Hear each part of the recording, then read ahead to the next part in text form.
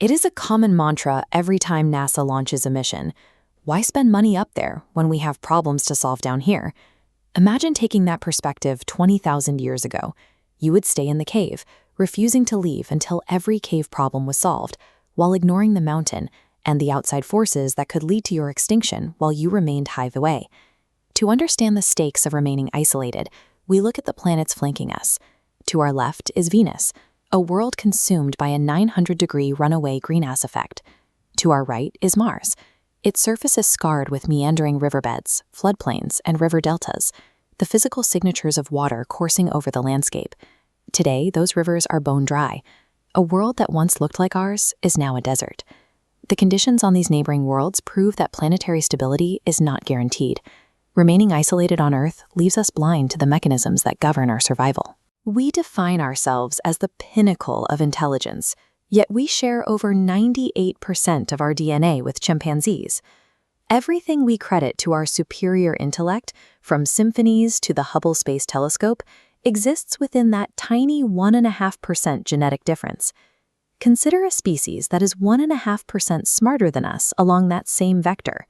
To them, our most brilliant minds would appear rudimentary. They might look at Stephen Hawking and note that he can do basic astrophysics calculations in his head, much like a human toddler stacking blocks. If such a species traveled light years to reach Earth, the idea that they would exclusively play hide-and-seek with the military strains logic. There are 6 billion smartphones on Earth, yet the evidence for alien visitation remains limited to fuzzy, low-resolution blurs. To truly comprehend the cosmos, we have to shed our human-centric arrogance and stop projecting our earthly biases onto the unknown.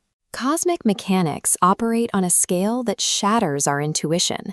For instance, consider the physical consequences if the Earth instantly stopped rotating.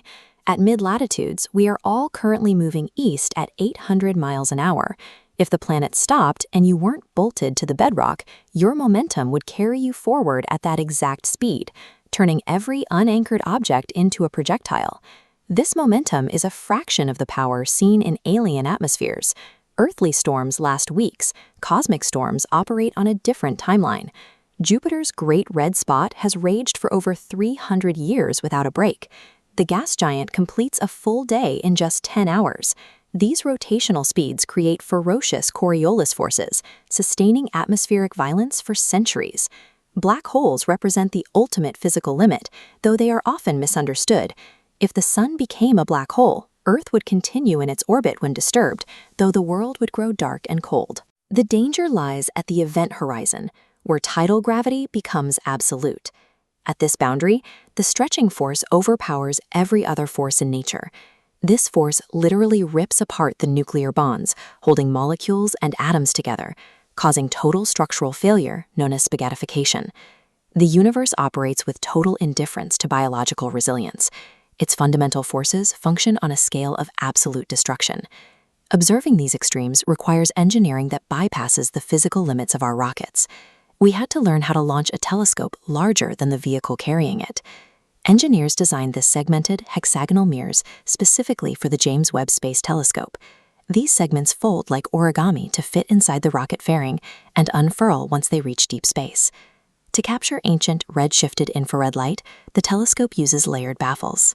These shields radiate heat away, cooling the detectors to deep space temperatures so they can sense the faint signatures of the first galaxies.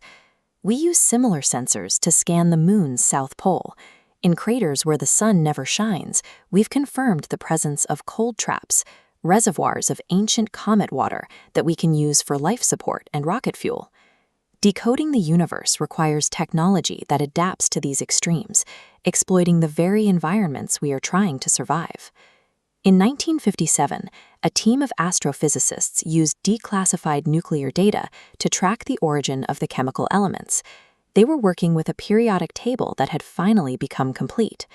By the 1950s, the last remaining gaps in the list of nature's ingredients had been filled. They discovered that every heavy element was forged inside the cores of stars. These stars fused hydrogen into helium, carbon, and oxygen, eventually exploding and scattering that enrichment across the galaxy. This means the ingredients for planets and the atoms that compose our bodies are the scattered remnants of these dead stars. Looking at the vastness of space reveals our own composition. Because we share our chemistry with the stars, the universe itself is alive within us.